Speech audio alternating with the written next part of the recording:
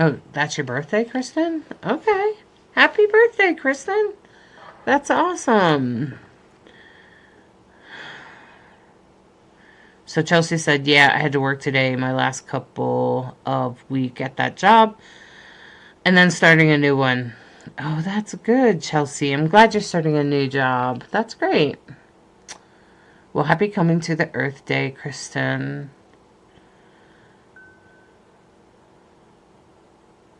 Interesting that your mom passed at this time and your birthday is just like, what, like 2 weeks away? Something like that? That tells me that you guys have some sort of astrological alignments in your charts just because of that. That has something to do probably with her passing. So her passing probably has some sort of impact on you um, in a really specific, really intense way on purpose. It's probably something to do with maybe like a past life or soul contract or something like that. Since she just passed, um, she just passed. You're saying this is the anniversary of her pass, and then just a couple weeks before your birthday. That tells me that there's some astrological um, alignments between you and your mom that probably speak to a lot to your astrology, like to like so like when I do my reading, it's called a death astrology reading. It's like a astrology mediumship reading. So I look at your loved one's birth chart, like their astrology chart and their death chart when they passed. And then I look at your birth chart and I put all three of them together and I can tell you all kinds of things about like your past lives, why your loved one died at that time, what you've done in the past together, what you'll do in the future, what your destiny is. Are you, soulmates or twin flames or that kind of thing. And usually with a mom, you don't really have a whole lot of choice about those relationships. Oh, you've done it with me. Yeah, you don't have a lot of choices with those relationships, right? Didn't you come in and your name was Venom? And now your name is Kristen. And you have like a superhero. Is this like your kid's account and your account? Oh, okay. You're actually a gamer. Okay. What do you play? What do you play, Kristen? Hey, Bianca. Welcome. I'm glad you're here. We're over in the Discord channel during the Learning Circle. And the Learning Circle is essentially you can ask any questions you'd like. Um, I like to play role-playing games, Kristen. And so anyone can raise their hand over here in Discord and let me know, and I'll be happy to let you talk if you'd like to. Hi, Andrea. We're still over in the Discord chat. We're having a voice discussion. You can ask questions. You can join us and over in Discord if you want the link to that. I'm going to give you that right now. There we go. Alright, so I'm going to send this out to everybody. Hi, Andrea and Bianca. So if you have any good questions, please. Oops. That is the completely wrong thing. I just put the wrong thing. I thought it was the link and it's not. This is funny. Me and technology, sometimes we get along really well, and then sometimes weird stuff happens. So, a lot of times I push technology further, and I'm always pushing it like kind of too far, if that makes sense. I usually find its limits. I usually find the limits of most technology that I use. So.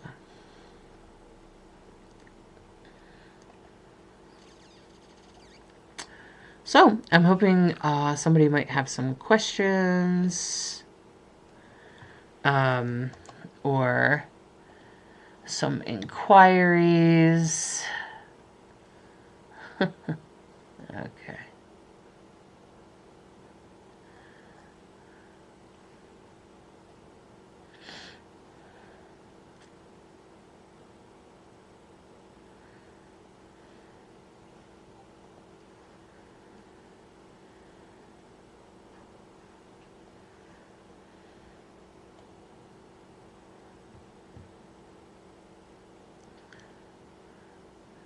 Me and my mom. I see, yes. It's hard for me to keep track of names, you know.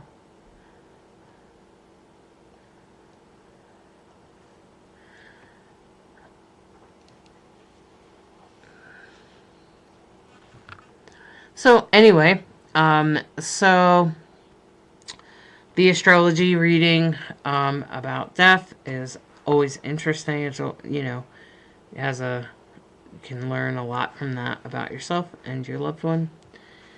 And, you know, uh, let's see.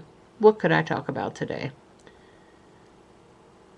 The Sun and Jupiter are conjunct. That's what's happening today in the sky. And you know, it's an interesting conversation that I had today. Was that like a lot of times, you know, there's like different ways to do things. There's different spiritual paths. There's different types of astrology. There's different types of magic. There's different types of mediumship. But I think what's important is to recognize that they kind of all get to the same place eventually. Sometimes some take a little bit longer to get there. Some might not do that, or they might skip around this or that. But for the most part, you know, they all lead to the same place. Christy asked, "Can I ask a question about my late husband?" Sure. Give us some topic we can ask about. Oh my gosh, Luna B. So, tarot, astrology, mediumship, anything that has to do with being psychic, third eye, any metaphysical questions, witchcraft, consciousness, meditation, Buddhism, astrology. I probably already said that. I've been doing this since I was 13. So I've pretty much lived my whole life as a witch, and I'm 50 years old. When we transition or pass, is astrology still studied there like it is here? I wouldn't say that, no, but I would say that they know astrology because they're. So when you get on the other side, you're not human anymore, right? So you don't really do human things, and um, the whole point, Luna, to astrology is to understand sort of your human path.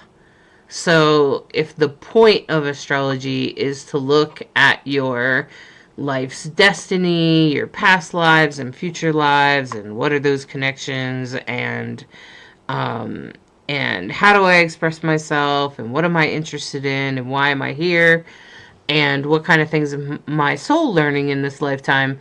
Those are, you know, those are the kinds of things that we're asking astrology, right? And sometimes it will also point to your physical health in this lifetime.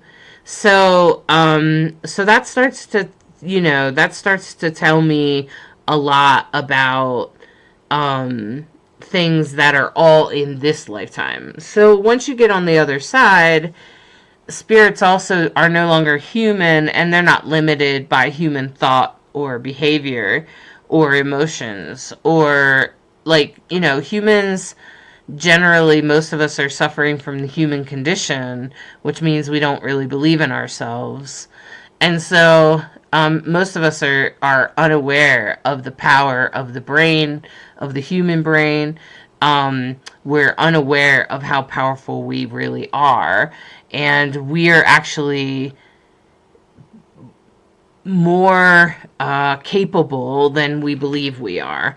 I would make reference to Michael Beckwith, who talks a lot about this, who says that, the human condition is holding us back. And what we have to do is push through that. So I think on the other side, once you're on the other side, you're kind of just back being a soul, and then your soul has to figure out why you would come back as a human again and what you would do next time. So Christy asked, I'm wondering if he is incarnated yet.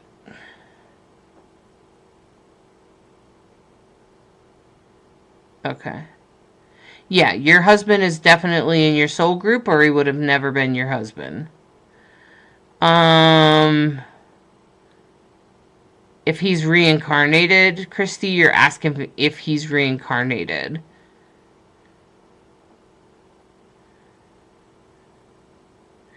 I'm not sure about that, Christy. That's kind of a tough question to ask when I'm not looking at you, I'm not connected with you. Uh, it's a little bit harder to get over this. You know what I mean? So maybe that's like something you book for a private reading. You could look at his astrology chart, and then I would just probably connect with you and go intuitive. As you are speaking of now, if we are who we are in all our lives, example, like being a cap will be a cap on the other side.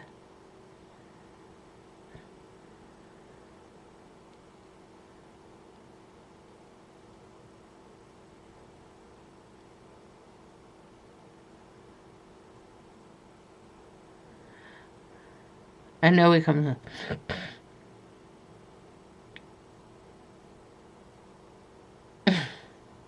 I think that you change. I think that you. It's a very Capricorn question, actually. It's funny, because Capricorn, man. Okay, Capricorn's like, isn't it just the same every time? No, Capricorn.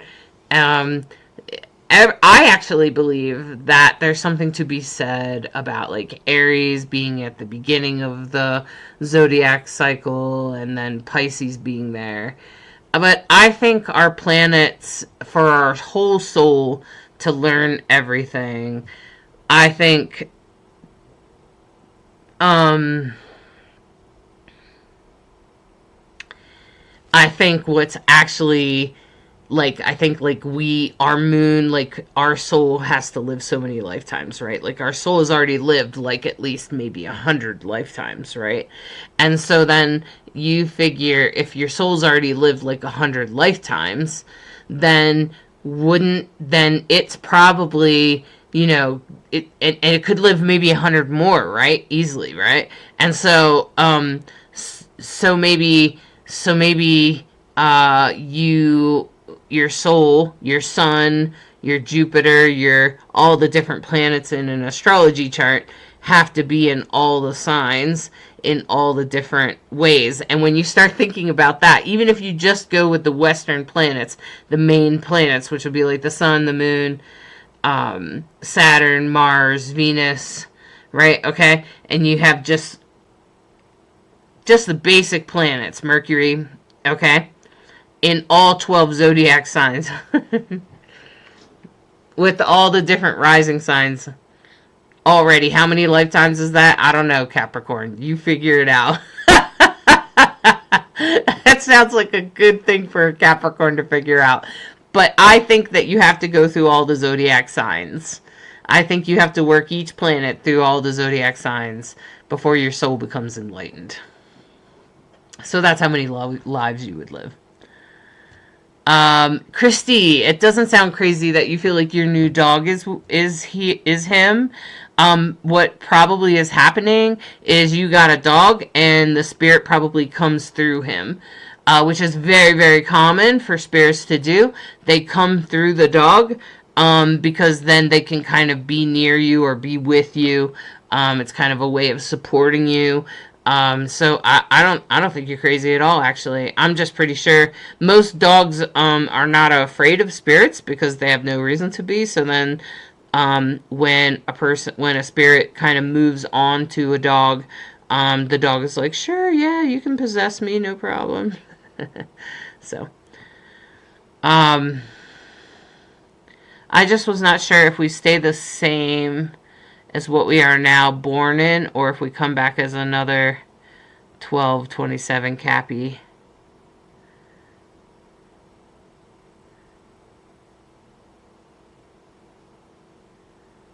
Probably not.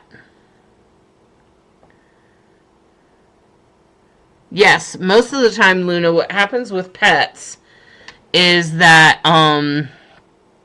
so no, I don't think that you come back as the same astrology sign more than once. Okay? Um, and I think, unless of course, maybe you take your own life. Maybe then. Um, as far as pets go, pets usually come through and they're often kind of like a soulmate, but they're an animal. And, so like they come through as an animal, soulmate. And one time it could come through as a cat, and then later it could come through as like a dog or something like that. So yeah, you're and a parrot or whatever. Um, yes, the the pets transition uh, to the next, and they'll just keep coming back. So that's why I always tell pet owners when they feel like they've lost a really special pet, I always want to say to them, hey, don't get a bitter heart, because they're going to be reborn and try to come back to you. And if you have a bitter heart, it's probably not going to be very good. Okay? You're going to deny your spirit animal from having access to you.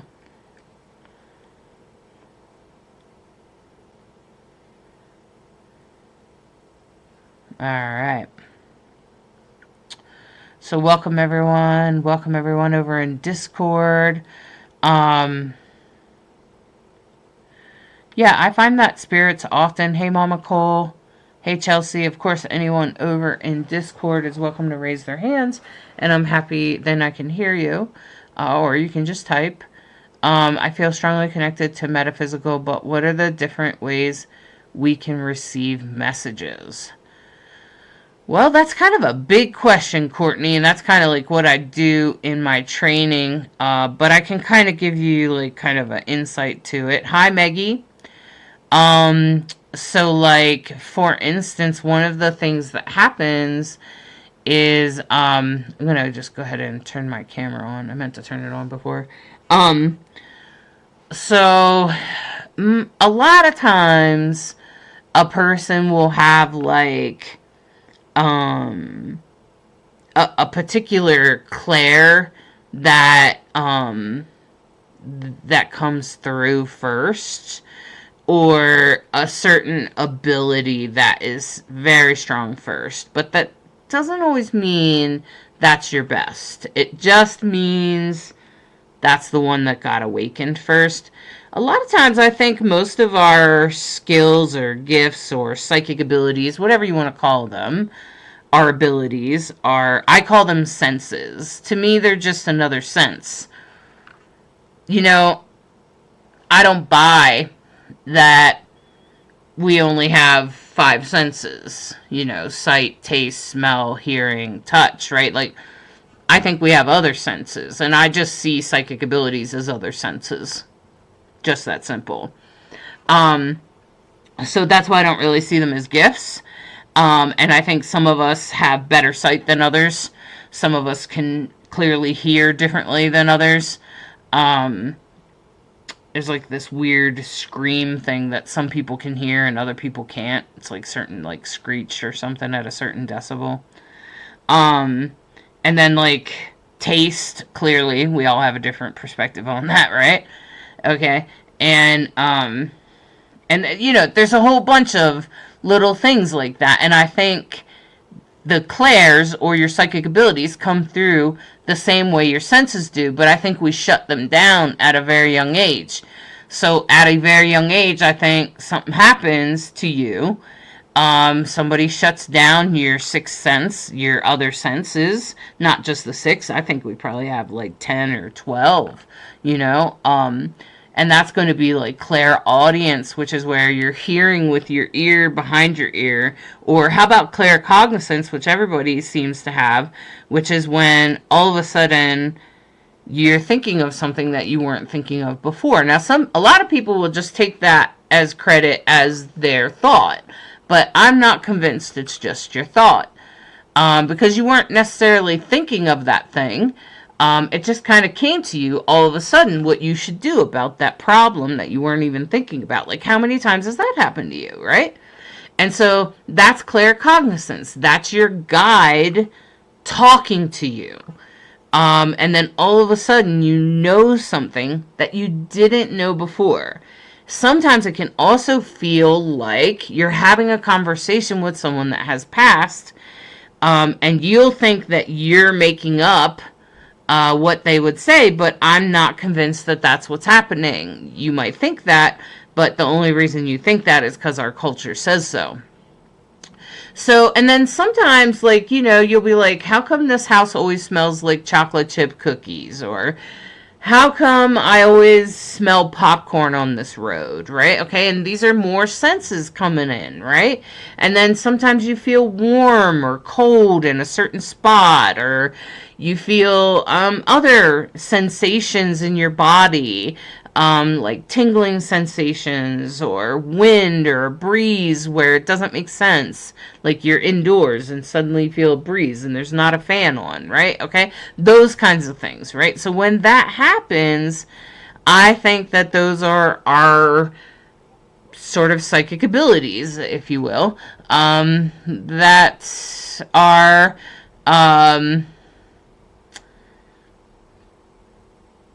you know, I think there are psychic abilities coming on. And then the more you get rid of the belief systems that were ingrained in you as a kid, the stronger those gifts will come through. The more you believe in them and are empowered by them, the stronger they get. And that's what happens to a medium, a developing medium. Now, you're asking, how do we identify who we are connecting with? And so, in that, I would say, well,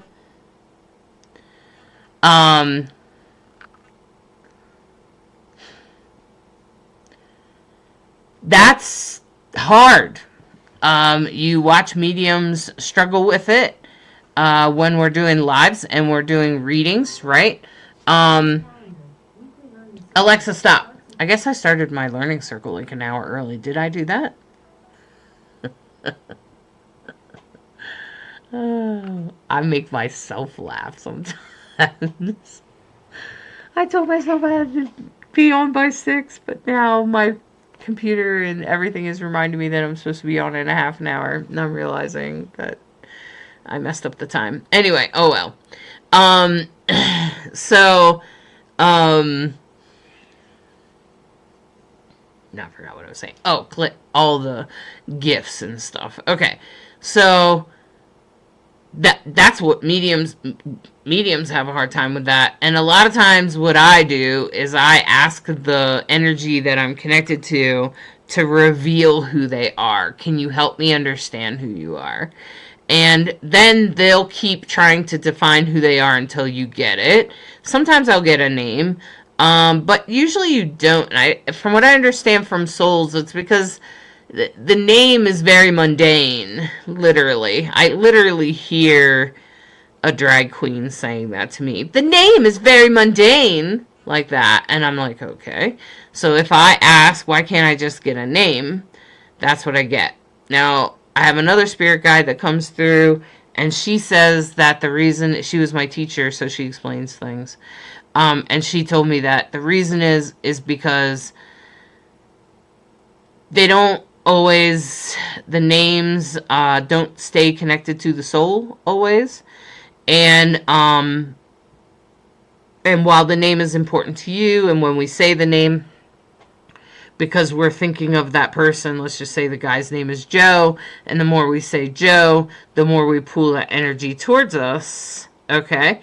Then the closer they get to us, the deeper they are connected to us, okay? And so then what ends up happening is and then what ends up happening is that you become connected to that person, right? So then you understand, okay? So you become connected to the person you've been talking about for the last 20 minutes, right? Okay, so that's kind of what happens in the astrology readings. And then you know, you could ask for them to make it clear. You might get a name, or you might get like the sound of a name or something that kind of sounds like a name, or you'll get more hints that make it very clear. So I usually just ask for clarity. Please help me know exactly who this is. Now, if you have a particular spirit guide that you keep asking and asking and asking for clarity, yeah, Courtney, and you keep asking them to define who they are, and they keep defining who they are, and then it happens again, and then you make them define who they are again. After some time, a lot of times, your spirit guides, will actually, they'll kind of like force you to have faith, because your constant skepticism is keeping you from growing, because skepticism doesn't really serve anybody. Okay, now I mean, sometimes you need to be a little skeptical about whatever, okay, but I mean, you should definitely, especially in spiritual world, with mediums and things like that, you should definitely be a little on the skeptical side, okay? I've definitely seen some shit out there that I'm like, oh man, right? Okay? But, I think that healthy skepticism is fine, but I think then there is a line that you eventually cross in skepticism that ends up sort of sabotaging your connection to the other side. And that's what usually I'm fighting in when I'm training new mediums. I'm usually going against that, their own skepticism. So if you have a huge, okay, yeah, so you're saying that you have huge self-doubter, you're learning, this is as I get older and I'm more spiritual, I'm working on navigating through it and believing in myself. Exactly, Courtney. So what's probably happening is your guide is probably like, I'm sick of proving this to you. You're just going to have faith. You're just going to have to believe it. So here's a great question for self-doubters or people that are really struggling with belief is, I have to ask you, what is skepticism doing for you? What is self-doubt doing for you? How is that serving you? Usually when I ask that question, people think about it for a little while, and I say, well, what good is it doing for you? And most people are like, actually, I can't think of a damn thing it's doing good for me. And they spend a whole lot of time thinking about what is good about it. And they can't come up with anything good. And then I go, okay, so how is it hurting you? And they have a long list of ways that it's hurting them. Usually creates, you have a hard time believing in yourself. You don't get your stuff done. You don't follow through on your day-to-day actions. You look for approval from others. You have low self-esteem, blah, blah, blah, blah, right? Okay, so all of that, yeah, she's saying it's holding me back and I'm paralyzed by fear. It's a strong emotion, right? Okay. So, well, fear is a little bit different. But what I'm going to say is that, like, being skeptical has no power. It gives or does nothing for you. It is self-sabotage. Okay. But believing in yourself, believing that you are connected, believing that you are capable, believing in what you feel, believing in your gut feeling, believing in your heart, believing in your claircognizance, believing in what your guides are saying. When you start following that, your life gets better. But you have to believe everything. It's like, I know it seems really weird, but like I was telling my granddaughter actually just the other day, she actually suffers with anxiety, right? So I'm trying to help her work through it. And what I told her she has to do, we were talking about singing, is that she just has to do it anyway. And so you know, like even though you're scared, you just kind of push through and do it anyway. So what I always say to myself, especially when I was really struggling with self-doubt, is like if I got some sort of message from my spirit guide, I would actually ask myself, I'd be like, okay, well, if I assume this is from my spirit guide and I believe in it, what do I gain? And if I'm a skeptic and spend the next 12 hours thinking, questioning the integrity of this message, what do I gain from that? And every time, it's better to just believe. And most of the time, if what I'm thinking or believing or got a gut feeling about, if it's not going to hurt me, I just do it. Especially if I'm like, well, I don't know which way's the right way, so I'm just going to follow what my gut says. Or it'd be like, well, if I do that, I don't think it would hurt, so let me just go ahead and do it. Like today, I couldn't find a particular microphone that I was looking to record Brighthawk. It's a special microphone for the handpan, and we couldn't figure out where it was. And eventually, I was like, I'm pretty sure it's in the van, and bam, I went. So, there it was. It was in the van. I was right. So, anybody that wants to speak, you can just raise your hand. Anyway, I just had to go out there and do it, right? So, that's what I'm saying. Sometimes it wouldn't hurt me to go look in the van, right? Even though I couldn't remember why it would be out there, right? Okay? Guess what? That's where it was. It's always in the last place you look. All right? So, hi, Melissa. You're welcome, Courtney. Okay. Hey, Maggie. Hey, Maggie.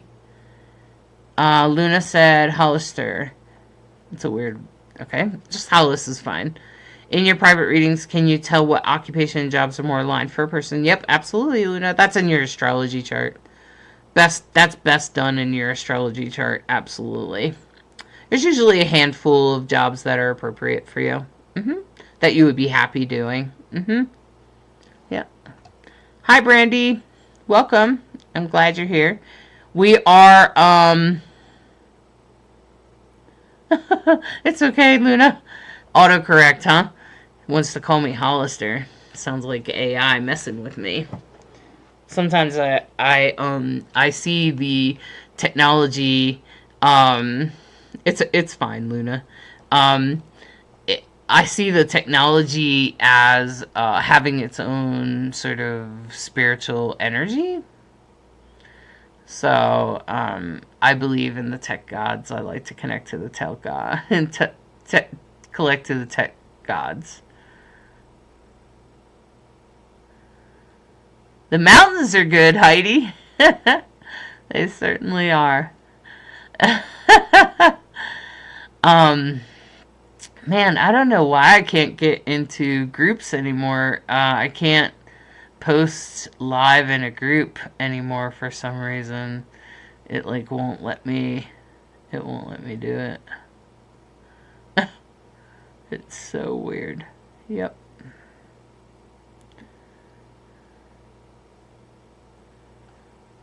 So you're welcome to put this is the learning circle. I know I started it way early. Leave it to me to do shit like that. Like, I don't know why I do stuff like that, but I do. Okay. So So I can laugh at myself, maybe. Maybe the universe wants me to laugh at myself more or something. I don't know. Um, so anyway, I'm still trying to get into the group and can't seem to get live in the group. So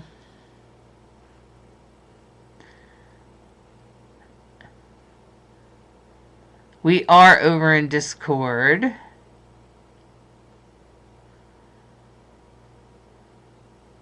Yeah, Mama Cole, it's weird, huh?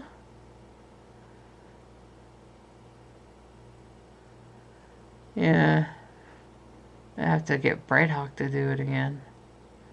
That's what it's looking like. I'm gonna go share it in the group anyway. At least share it. Oh man, it sucks. So, um, actually,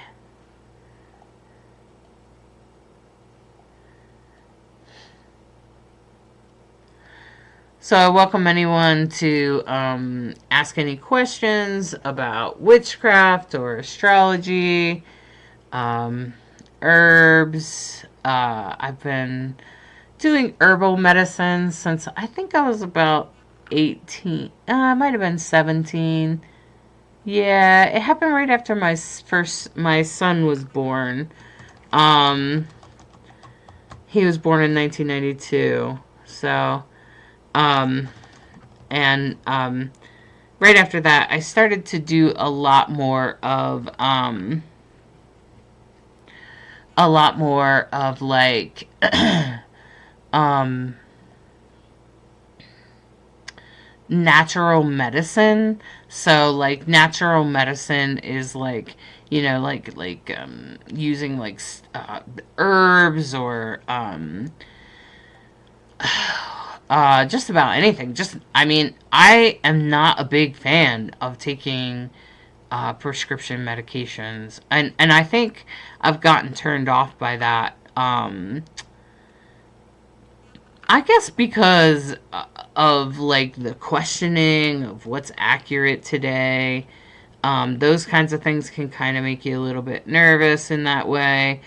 Um, they do kind of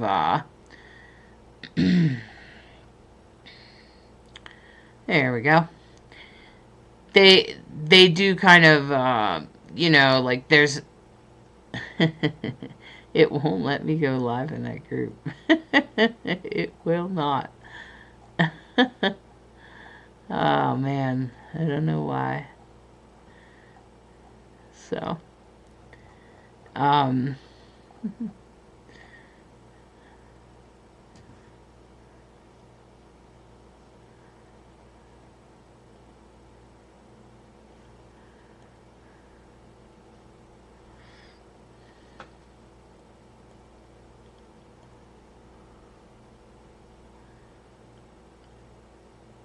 somebody asked a question over and just, oh, my video is black.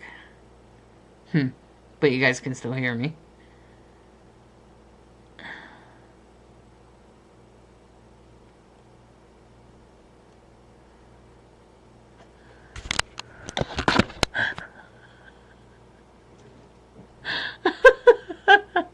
My video.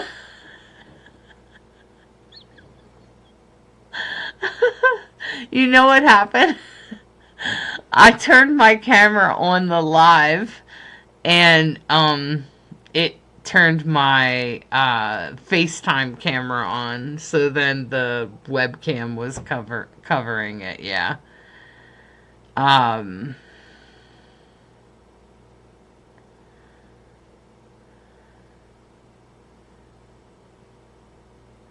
Most of the messages from my guides have been loving. Let me put it this way to you, Luna. They're not always loving. I mean, sometimes, like, I have a guide that'll be like, get off your ass and get this done. But outside of that, I never have them tell me to do something that's bad for me. Unless they might say something like, just have the ice cream. Stop denying yourself. Like, sometimes that will happen. Because I'm denying myself too much, right? Okay. Um, and sometimes they'll say, other things, but I would say that the one thing that is consistent is that they never tell me to do something that's like really bad for me.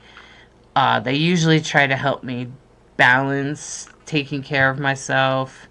They might say just do it this once or something like that, but for the most part they're pretty loving and kind to me, and they usually are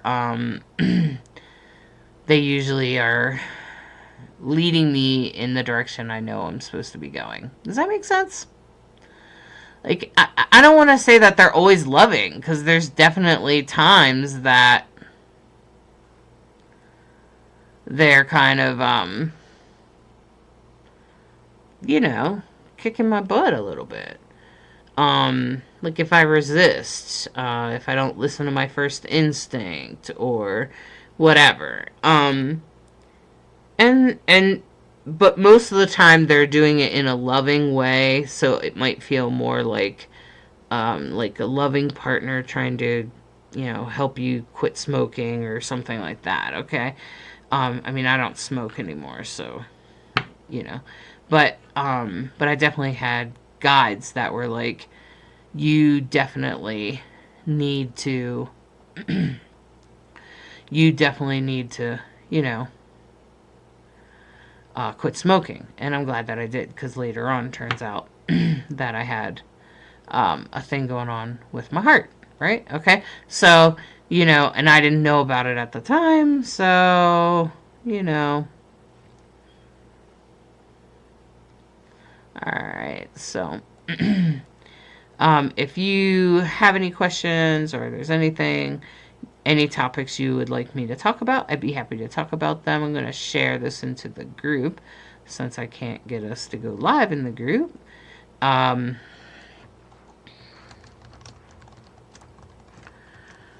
have to get Bright Hawk's help again with that. I don't know what's going on with Facebook, but it always seems to be something over there in Facebook land. So, anyway.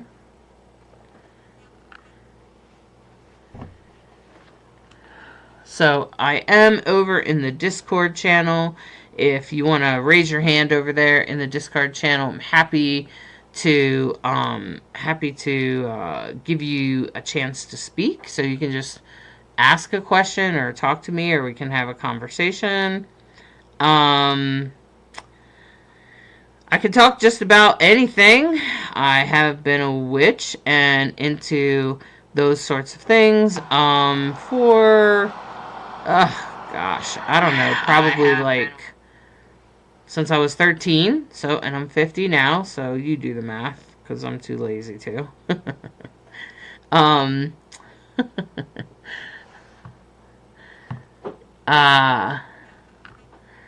Mama Cole asked, hold on a second.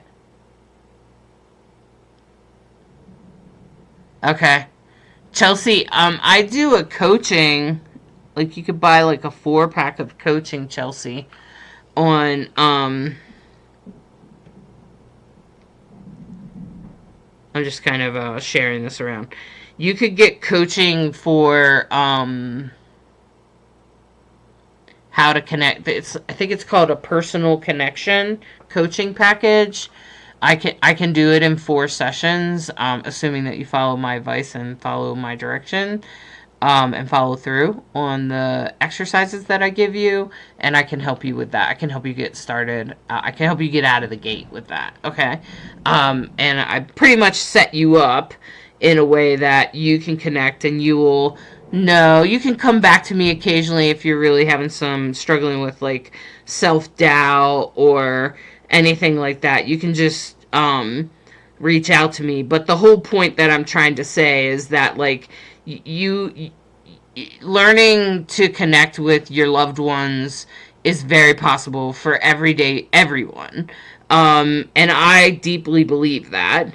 And I have yet to be proven wrong. Usually, if I work with somebody, it's just sometimes they might have a hard time with, with like believing in themselves or stuff like that, and we have to work on that. But for the most part, um,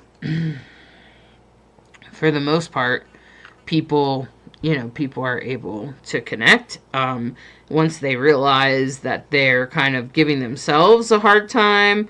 Um, and then once we start to realize that it's mostly just a matter of believing in ourselves, then I think that's where things really start to change. And a lot of times, if I look at your astrology chart, if I'm looking at your astrology chart, I can really tell like how your psychic abilities will come through, how your intuition works, how to strengthen it, and what we can do to make that much stronger, if that makes sense. So, like, we do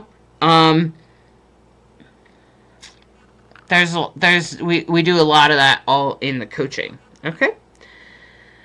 All right. Well, I'm glad you guys are here. Feel free to ask any question you'd like in the chat, in the comments, or whatever, depending on whatever platform you're on. I'm currently on Discord, so if you wanted to talk over in Discord, you can.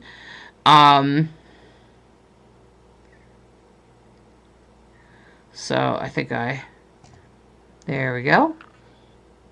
Gracious greetings, Kiki. Oh, it was in the 80s. It's 1975 is when I was born. Yeah. I grew up in the 80s. I said that to my granddaughter the other day. I was like, I grew up in the 80s, and it doesn't seem like that far away to me. She goes like this. She goes, "You were alive in the 80s?" It didn't make me feel old. It actually just made me laugh, because it's like, that wasn't that long ago, little one. Oh, dear child. Right? Oh, and I probably did something very similar. I probably did that exact type of behavior at her age. I probably did. It's silly, huh? We probably have all done it. We probably all said that exact thing to somebody. Okay. Mama Cole said, your impression of the afterlife and what happens when we pass. I just got done writing this in my book, Cheryl. I think that, in most cases, people pass, and definitely for sure, spirit guides are there at the moment of your passing, whether it was, I think different situations harvest different results, okay? And, so like, if you cross over when, like from being sick, or you have a heart attack or something like that, okay? Your guides are probably going to be there to, your guides are probably going to be there to like kind of greet you, to hold your hand, to they're gonna tell you that you've passed. They're gonna probably guide you to passing. They're gonna kind of walk you through it, okay? And then hopefully you'll have someone on this side too that's also kind of helping you go in that direction, okay? And that's what nurses do, and death midwives, we do that. And I've done that many, many times. Help a person go. It's time for them to go, and they need help going. And then sometimes, like for suicide, there's a short delay. It doesn't happen all the time, but sometimes, especially if it was sudden, sometimes with murder, there'll be a short delay.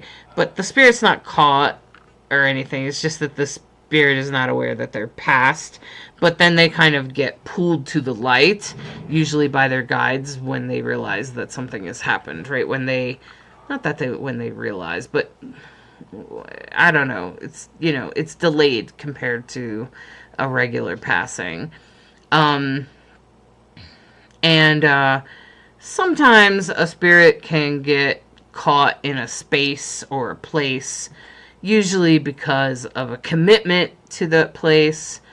Maybe the space is shaped in a way, or they were connected to that place in some way with their soul.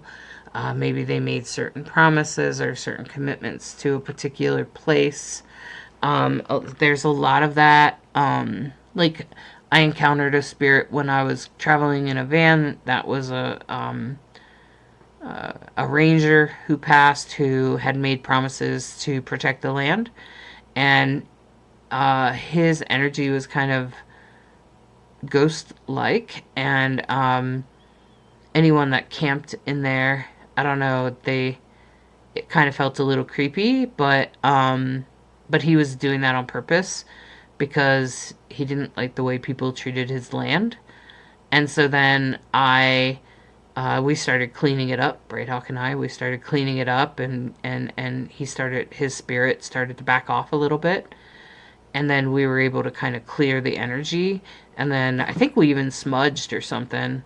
Like, I don't think anyone else was camping, because we often would camp on weekdays when people had been camping over the weekend, right? So they leave all their beer cans and shit behind, and we would come up behind them and clean it up, and then kind of smudge the area, and it felt better. And then he made it very clear that, that and that's how I found out that he was connected to the land, and he was protecting the land, and he was trying to make sure that people didn't ruin the land, and he was very protective of the land. So that's what I mean. Sometimes spirits can be connected to the land. Some spirits don't know they're dead. So that's another thing. Why that happens, I'm not really sure. But it does seem to happen where spirits don't know that they're dead. And then you just have to tell them that they're dead, and then sometimes you just aim them towards the light and they go, and that's it. I think my teacher, the woman that taught me exorcism, she used to talk about the ley lines, possibly, if anyone's ever heard of that. The ley lines are like these sort of energetic lines around the earth that can sometimes trap energies, or energies can have a hard time moving across them if they like pass on top of them or something like that. So that's the whole thing about ley lines, huh?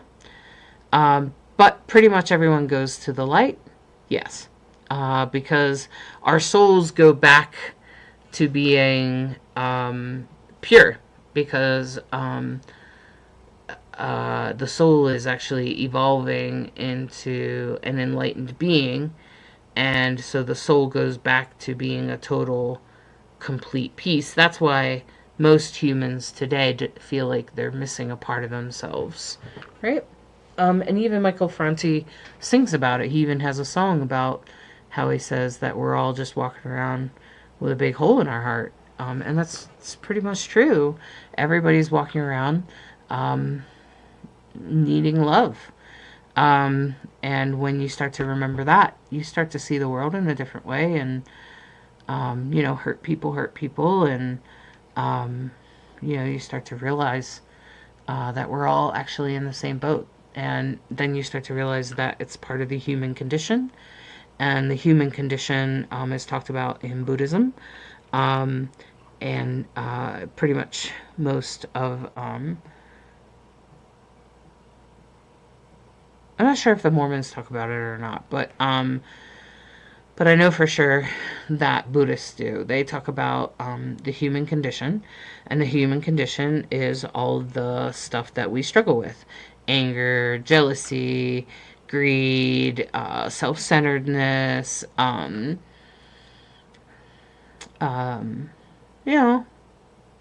low self-esteem, lack of self-love, lack of self-belief, self-doubt, all that. That's all. That's all just human. And then when you realize that the thoughts that you're having are just human, I think that's how monks get past their emotions, and that's how you get that's how I get curious, because I don't it's not that I don't trust my emotions, but a lot of times when my emotions come up, I just kind of am like, why am I feeling that way? I'm feeling that way, and it gets me curious to figure out why I'm feeling a certain way. Um, is there something I should do? Is there, have I done something wrong or something like that? Um, so, yeah. So maybe you can understand now where I'm coming from with the human condition. The human condition is a condition that is conditioning the soul to be an enlightened being. It's like an exercise. It's like a suit that you put on.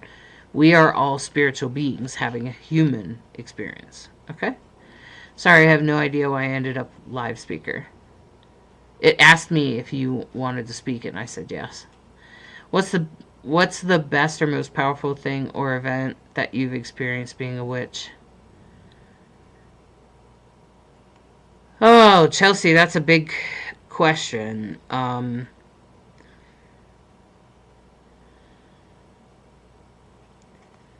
As I've been part of a lot of very spiritual, very transformational experiences.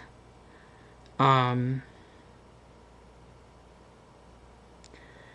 and so it's hard for me to pick like the biggest or the most powerful. I can share a few things with you. Is that um, first of all, that when I first came into witchcraft, the empowerment of realizing that the divine was within me and within everyone that I knew and loved and within all living beings, and that there was something to be said about the connection to living beings and animals and trees and okay, um, and that we were all connected and that kind of thing. That has been a very enlightening experience. And one of the things that really changed me, my gosh, I've been through so many transformations. I was in a cult for 5 years, and I'm not going to say that that cult was bad. I'm going to say that I was there for a period of time, and then I realized that I outgrew it. Okay, that I was there to outgrow something, and I was meant to move on when I did, and it wasn't healthy in my opinion because of its lack of caretaking of their children, and I am a very strong protector of children, often known as a mama bear. But anyway, at that pagan spiritual circle, there were lots of rituals, group rituals, that I was part of in a variety of ways, including fire circles and drum circles. And I'm going to say that my first alchemical fire circle, it was in it was in a big fire circle, and they set up altars to each element, and there are drummers and dancers. And we set up an alchemical fire circle in a way that we're all very intentional. No one's drinking, no drugs, no alcohol. Um, and we're all very much sober. And, you're supposed to dance faster, the closer you get to the fire. And then if you want to stand still and shake a rattle or play a drum or whatever, you get out to the outer edge, which, is a few feet out. It's quite a bit out. It's probably, I think it's like 8 feet out or something like that. And it might be 7. I can't remember. It might depend on how many people are attending. And then and then So some people are sort of on the outer edge of the circle. Lots of people are playing drums, like in a sort of V shape, not around the circle, but like in a V shape. And that's all very intentional. And then there's also people singing. And back then, we made these little like cubbies. Somebody had brought pallets, and we had put a bunch of like blankets and pillows on it, and made like little like sort of little tents, if you will, at each of the directions. So on the outer circle, so you could like go dance around the circle completely naked if you want, dance as close to the fire as you want. And I like to do that. I was 20 something. Okay, so just yes, I was naked. Yes, I've danced naked around a fire. And so you go really fast around the fire, and you dance and run as fast as you can, or whatever. And you just dance your brains out, and then you go land in one of the elemental cubby holes. And I had an awakening in one of those cubby holes. I was probably about 27. I might have been 28. I was in my Saturn returns, and I tucked up into this hole, and I had a sarong. I don't know if you know what that is, but it's about the size of a towel. And I was wearing it because it was a little bit chilly when you got away from the fire, and I was all sweaty, right? So then I kind of used it like a towel, right? It's like a thin towel for the summertime. It's definitely summertime, but it's still cool because it's in the middle of the night. And so I get into this little cubby hole, and I'm just sitting there, like, being with myself and being with my sexuality and my identity. And I was staring at the fire, and I was leaning up against the pole that was supporting the little tent. And another girl came in and sat real close to me, and I actually knew who she was. She was one of the radical fairies. Now, I knew she was bisexual, but and she sat really close to me, and I could feel the heat in my body. And I sometimes was afraid to connect with women because I was gay. And I was afraid to like connect in an emotional level. But at that point, I was so raw because I had been dancing for a couple of nights in a row that I realized in my head that I was lesbian, that I was attracted to women. And I was married with like a 12-year-old boy at the time. I knew I was bisexual or whatever, but I realized that I had zero desire of being with men, and that all of my desire was to be with women. But I wasn't really sure what I was going to do about it. So, but that's an example of a really powerful experience. And the reason I was so raw and open to that energy in the moment was because I was dancing around the fire really intensely, right? To the African drums, which tend to open you in an intense way. And then the music kind of comes and goes during those fire circles. And it was my first fire circle, and I'm pretty sure I was like 28 or so, and they started singing a song.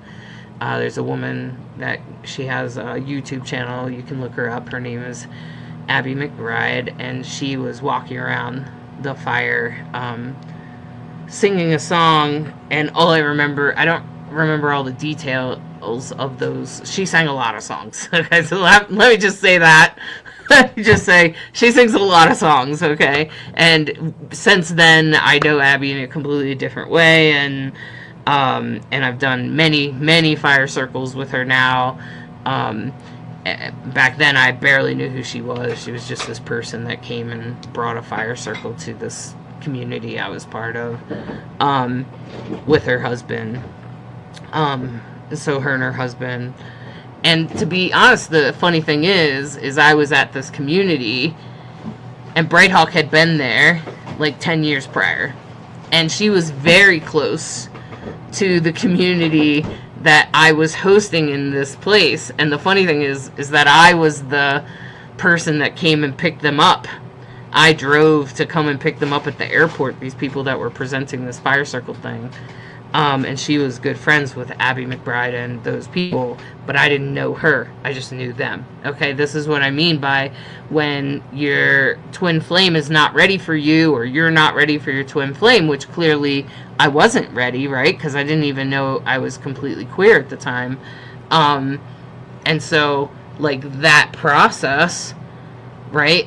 That kind of, sometimes you won't meet your twin flame, or you and your twin flame will kind of like that with each other, but not actually contact each other, right? Like this, right? Where you're not actually coming in contact, but you're in the same group of people, right? But you've never met them, strangely, right? And so I didn't meet Bright Hawk until like 10, 12 years later. Yep. And then because I left the community that I was part of, but I still liked the fire circle. And so I seen a guy, I went to a thing called a fairy festival. There's a guy that runs it. He knew the fire circle, and he knew the girl I was with at the time, who at that point I had changed my life and came out, and I was with women. And then I went to New York Fairy Festival, where that's where I seen Bright Hawk. And became enamored with her immediately, as if Cupid tucked me in a bag or something. So that is a really powerful experience, but I've had many powerful experiences. I've had powerful experiences at fire circles in Costa Rica, and I've had like flashbacks of my history. Like, I walk away from the fire circle sometimes to get my own perspective of things. Sometimes I just need space. And so I would walk away, and we're in the jungle. Like, we're in a farm way out in the middle of nowhere in a jungle, and when you look out, you see nothing but the moon, and the beautiful, you can see the fire, over along the side, but if you look up the side of the mountain, you just see jungle. It's just a huge jungle. And sometimes watching the sunrise, as we were still having these all-night fire circles, those kinds of things. I've had experiences with that. I've had experiences in the water there in Costa Rica as well. So so there's so many I've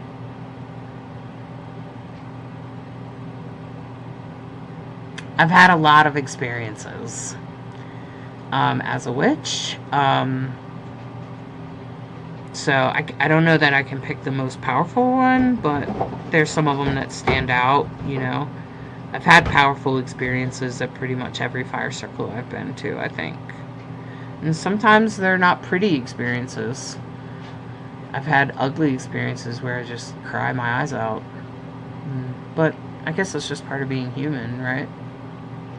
So, So I would say the most powerful spiritual experience that you can have is to go to some sort of alchemical fire circle, intentional fire circle that is sober. Not the kind that they party at. Are they similar to a portal? Courtney, there are portals all around. No, ley lines are, think more like lines like longitude and latitude, but there are certain sections in which they touch, and there are portals. Yes, some people believe in portals. Yep. Oh, okay. The Mormons call it mortal man. Okay. Right. Courtney said, I listened to a podcast that spoke about monks don't strive for happiness, they strive for peace. They hit me hard, and now I'm working on protecting my peace and not chasing happiness. Yeah, Courtney, that's pretty accurate. I don't sometimes I'll try to make myself happy on a day, but that's not usually what my day. I'm usually just trying to stay at peace. I pretty much live my life that way. I guess that's why I've kind of trained myself that if I have an emotional reaction to things, most of the time I just kind of get curious as to why I'm feeling that way. And that will help you find your peace. Get curious.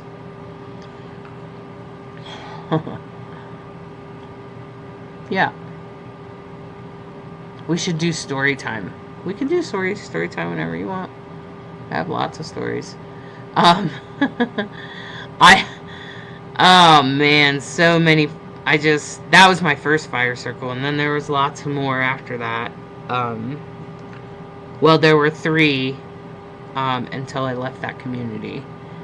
And then I didn't have any more until after that. And then I truly had some after. Then there was a fire circle that me and Brighthawk ran. That was really powerful. I was the spiritual chef.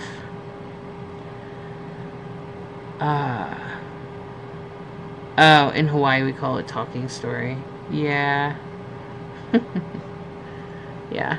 So I have a lot of experiences as a witch. Yes. Sammy was saying, really? They don't know they're dead? Yeah, it happens a lot. You know, like, I don't know. I'm not really sure why. I've actually asked that question, Sammy. It's like some energies have to be guided to the light. They don't even know they're dead, so they don't even know do they go to the light. Like, they're just kind of walking in a circle. Like, their energy just keeps that's where we get ghosts and stuff from. But a lot of people think those ghosts are like evil or whatever. They're not. Usually you just need to check in with them and find out what they need. When you help with the ley lines, do you cleanse water pipes and drains too?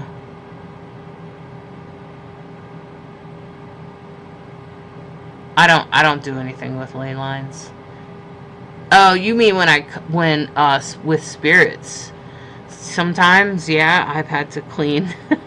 I've had to clear pipes. In fact, in some belief systems, they believe that if your water pipes are clogged, there is a spirit trying to get in touch with you and you're not listening. So if you have a pipe that keeps clogging and you're like, why does this pipe keep clogging? Gosh, right? Okay, and you keep doing everything you can to keep it clean, but it keeps clogging. There's probably a spirit trying to get your attention that you haven't paid attention to. It has been true for me. So, anyway. My dogs could hear the dog in the background. That's my dog, Charlie. He's he's a black lab. Yep. All right. So I can't believe I started it an hour early. Okay. I'm gonna get some water.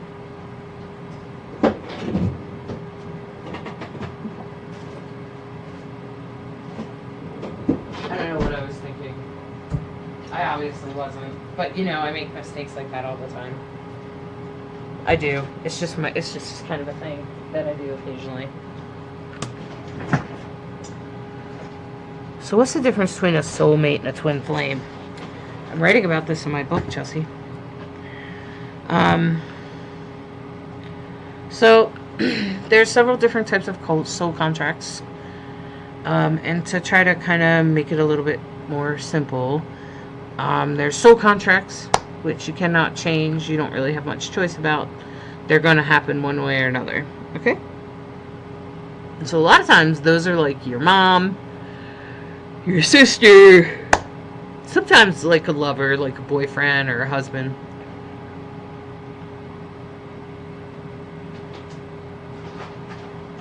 Particularly if it was really hard for you to resist. And soul contracts don't always end well. Sometimes they end well, sometimes they don't. It's hard to say. Sometimes it depends on a person's free will. And then there are soulmates, which are two people that are from the same soul. So when a person is alive and let's say they're part of a war and they kill somebody, because they're following orders. Say they drop a bomb and they kill somebody, or they shoot somebody. Then when they die, their soul splits into at least 2 pieces, sometimes more. Yes, you can have more than one soulmate, and that's why. And so then it is 2 souls. And those 2 souls will evolve on their own, sort of. But they'll constantly come back to each other, trying to find each other. Always feeling like they have to find their other half. Or their other soul. Or their soulmate. They'll use that language. Or when a soulmate loses their soulmate, they'll say stuff like, 5 years later, they'll still say, I feel like a piece of me is missing. Those are soulmates. And that's because, and when you look at their astrology chart, you can see it. They're actually cut from the same cloth. They're actually from the same soul. And so their souls usually take turns dying first. So you can learn about life and death. And then eventually the souls live one whole life together and die together. And they're very similar usually. These 2 people are usually very similar. They don't have to be lovers. They could be, sisters or siblings or parents or whatever, okay? And so that's soulmates. And then there are twin flames. And twin flames are 2 people. They're usually opposites. They're actually not really alike. Or they are... They could have a lot of things in common, but they could also be opposite in some ways, like my spouse and I, okay? And so, like, she was born in California. I was born in Delaware. I spent a lot of time at Delaware beaches. She spent a lot of time on California beaches. Talk about opposite sides of the country. She grew up in a more affluent house, and I grew up in a very poor family, right? Okay, and so, like, it kind of goes back and forth like that, right? And so we kind of came from opposite things. We have opposite lives. But when you put us together, we can't stop talking. We love to talk to each other. We just love each other's company. We say that all the time. We enjoy each other's company the most. We're like each other's best friend. Okay, and so that's kind of like what our life is like, right? And that's twin flames. Twin flames also usually, by coming together and doing whatever together, whether they make kids or somehow they make the world a better place. It could be by like a mutual business that they run, or the kids that they have, or whatever. But they usually make the world a better place. And that's the main difference of those 3 types of relationships. Yeah. You can see them all. Oh, thanks, Luna. I appreciate that. Thanks for liking things. Okay, have a beautiful week, Luna. Aw, see, I was just here for Luna. Luna on YouTube. She said she's glad that that I started early because she had to leave. And so without that, she would have missed it. So if I didn't start early, see, so that's why I started early. Okay. I can accept that. I'm happy with that.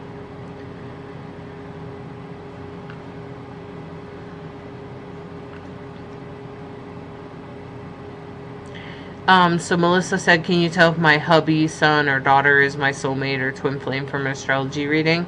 Yep, I can tell you how you're all connected, Melissa. I can tell you how you're all connected.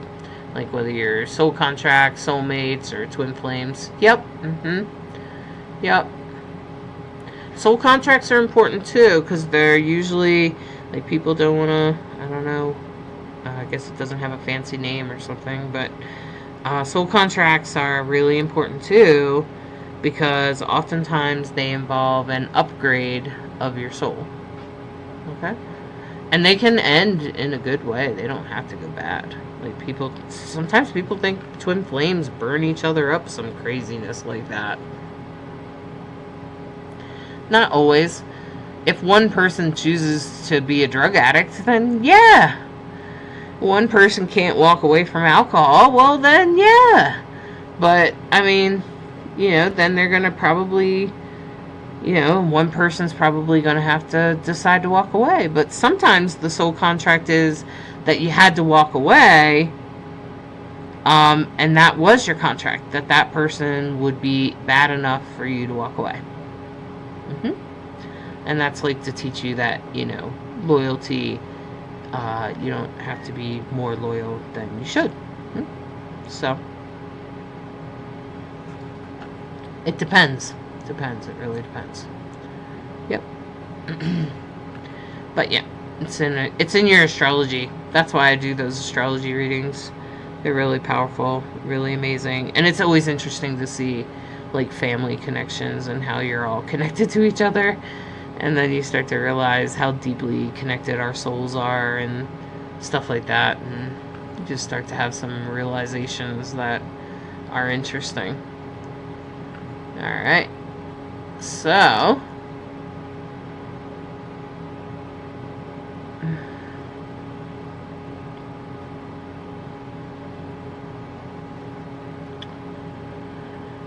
anyway, you're welcome to raise your hands if you want to talk in Discord, or bye, Mama Cole.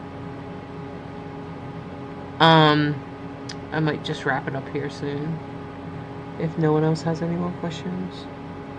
But yeah, it's fun to tell that story. I haven't told that story in a long time about being around the fire circle.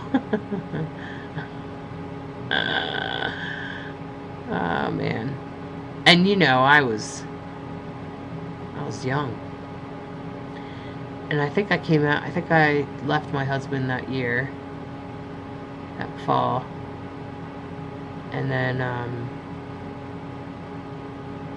I was living there at the community. And I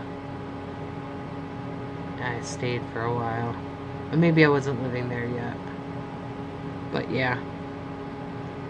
Yeah, so you're welcome, Courtney.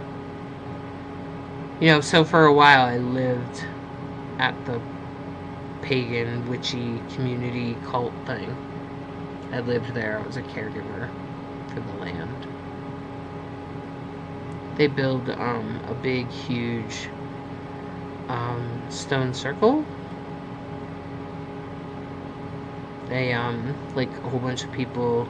They like drop the stone off at every year at a certain spot, and people have to drag it down a dirt road together by using like rollers, the way they did in Stonehenge, or the way they think they did in Stonehenge and other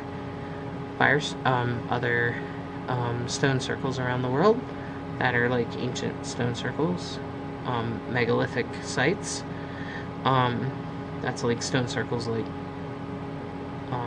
and they're fascinating to learn about, actually, if you like take some time to like learn about them. And we don't know a whole lot of who put them there. There's all kinds of speculation about that. You can watch shows on Gaia about that. And so this particular community builds one big, huge stone circle that is like the sacred circle. And every year they pull the stone together. The problem is the guy running the place is kind of, he's a narcissist, of course. So I have the coolest life. You're not the first person to say that, but thanks, Melissa. I've definitely, that is one thing that I have thought a lot about, is that, when I was a child, my father's life was always threatened. And, or at least I felt that way. And when he got to be, I was constantly kind of living in fear, okay, for a long time. And then somewhere along the line, I kind of got tired of living in fear, and I just wanted to live my life to its fullest. And no matter what happens to me, I wanted to be able to. And then after being a death midwife, and people never regret. They don't usually have regrets about something they did. They usually have regrets about things they didn't do. So, and then after walking many people through death's door and realizing that, and coming to understand death in my own way, I realized that I just had to live life to its fullest. And you're right. I've had lots of cool stuff. I just told you about living on like a, community type of thing, in the mountains, in the Appalachian Mountains in Pennsylvania. And then I've also traveled the country in a van, in an RV. And I'm not afraid to take a risk.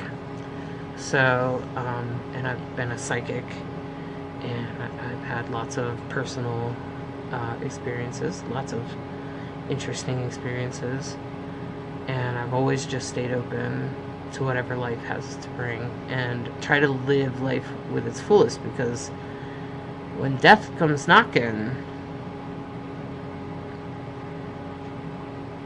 you want to be able to say, okay, it's my turn. And when it's your turn, just go, You don't want to be wishing you did this or that, right? I still have a few things I'd like to do.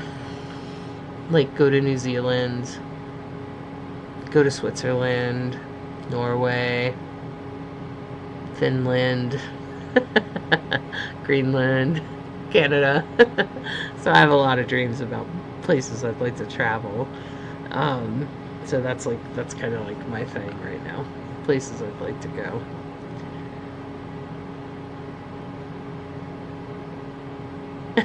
Yes, Melissa. Some parts of me would like to move out of our crazy country. You damn right. Oh, man. So, yeah, for sure.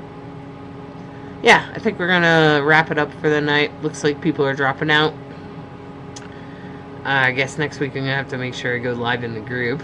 But, oh, Carla's driving around Lake Superior. It's such a beautiful area, isn't it, Carla? I like the Great Lakes. I thought it was really pretty. The only thing I had about the Great Lakes is at sunset. Holy mosquitoes.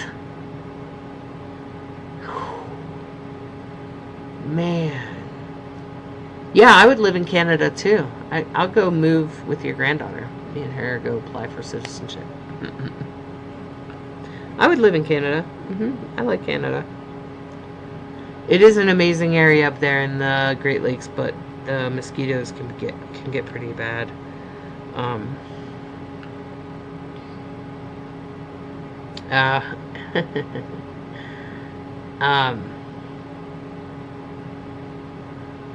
I see. Okay, Melissa. Yeah, I have friends in Canada. Hey, Sarah lives in Canada. Sarah Redcrow. She lives in Canada. Yeah, so. Anyway, everyone, I hope you enjoy the rest of your evening. I hope this was fun. And I look forward to seeing you next week. Bring your questions. If there's any topic you'd like me, if you don't even know what to ask, you're just like, Hollis, can you tell me more about insert thing here? I can probably tell you about it. So, if it's metaphysical. If it's something like in history or something like that, probably not. But if it's metaphysical, I probably can, or something related to witchcraft or psychic or anything like that. Okay? Alright, everyone. So I look forward to seeing you next week. And Annie, it was great having you. I'm glad you were here. And, you can always book with me at my website, which is divineandrogen.com. And, I do all sorts of things from coaching to readings and all sorts of things like that. And, oh, we have a party on July 9th. July 9th is a party where you can win the astrology mediumship reading with me, and or get a reading by a different reader, or a tarot card reading. So it's sort of like it'll be a lot of fun. So every party is going to be different, right, Melissa? I don't know if you've been to, I think you've been to 2 of them, Melissa, so each one was different, right? So we're just literally just having a good time doing readings, and but you can you can find out more about that, just let me know. So you can look in the events area of wherever you're watching me, and you can find out more about that that particular. The party, I'm pretty sure, is July 9th. Yeah, I'm pretty sure it is. So, if you have any questions about it, just let me know. I'm going to put the link in the comments so you can find it. Hi, Eliza. There you go. There's the readings party. Oh, okay. Yep, 7 to 9. You just read the email. Okay. Yep, that's about right. So there's the link to the readings party. As we make more dates for them, we will put them there. And I look forward to seeing you all next time. And have a great night. Bye-bye.